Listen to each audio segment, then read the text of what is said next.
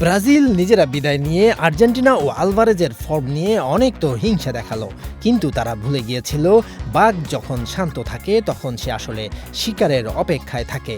10 জনের সুইজারল্যান্ডের জমাট রক্ষণ ভাঙতে পারছিল না আর্জেন্টিনা। ঠিক তখনই স্পাইডারম্যান আলভারেজ তার জাদু দেখালেন।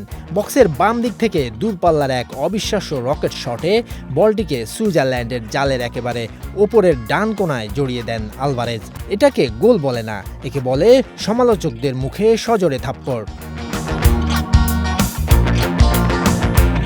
কোয়ার্টার ফাইনালে ব্রাজিলের অকাল বিদায়ের পর অনেক ব্রাজিল সমর্থক সামাজিক যোগাযোগ মাধ্যমে আলভারেজ ও আর্জেন্টিনার পারফরম্যান্সের ঘাটতি নিয়ে ব্যঙ্গ করছিলেন। কিন্তু আলভারেজের এই গোল অব দ্য টুর্নামেন্ট দেওয়ার মতো শটটি সব সমালোচনা ধুলোয় মিশিয়ে দেয়।